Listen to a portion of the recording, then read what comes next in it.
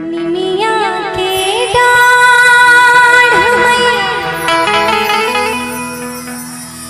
अरे रावली झुलुहावा की झूले रे झूले ना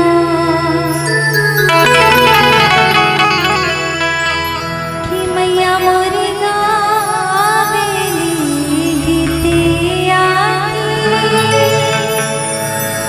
झूले रे झूले ना।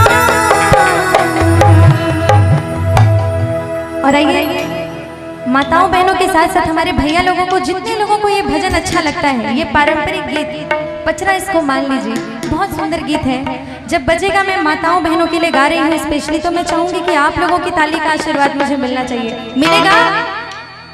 मिलेगा या नहीं? और जोर से, और जोर से। माताएं बहनें हैं, अच्छा चलो जयकार लगाना है ना, चलो कंपटीशन करते हैं। दोनों में से जिनका जयकार सबसे ऊपर जाएगा जीत जाएगा। सबसे पहले मेरी माताएं बहनें, लेडीज फर्स्ट, बोलिए सच्चे दरबार की। सुन लिया? अब भैया लोग बोलिए सच्चे दरबार की। मुझे तो ऐसा लग रहा है दोनों में इक्वल जोश है, यानी कि महामाई प्रॉपर। अच्छा इधर है, भैया कह रहे इधर, किधर? ये जीते आप लोग। चलो एक बार और बोलिए सच्चे दरबार की, बोलिए शेरों वाली मैया की। डिफरेंट आवाज है, उधर अगर 10 है तो इधर 10+2 है। अब बताओ क्या होगा? झगड़ा तो करेंगे नहीं, करेंगे क्या?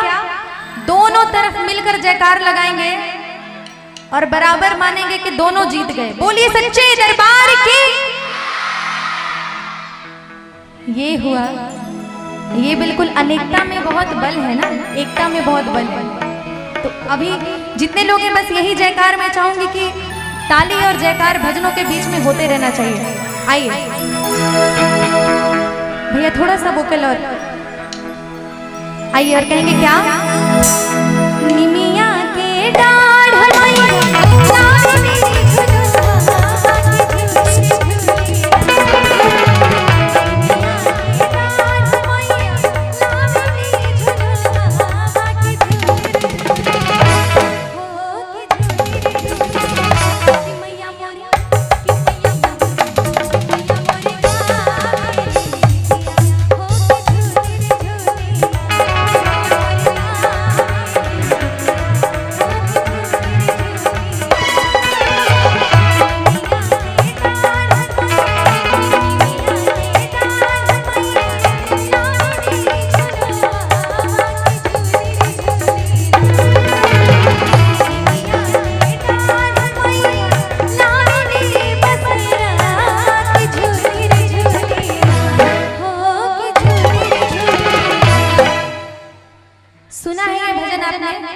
कितने लोगों ने सुना है? माताएं बहनें सुना? इतने लोगों ने, और ताली ऐसे बज रहा है। मुझे तो नहीं दिख रहा।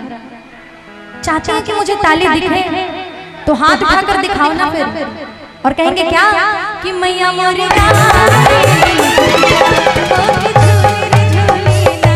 मैया मोरी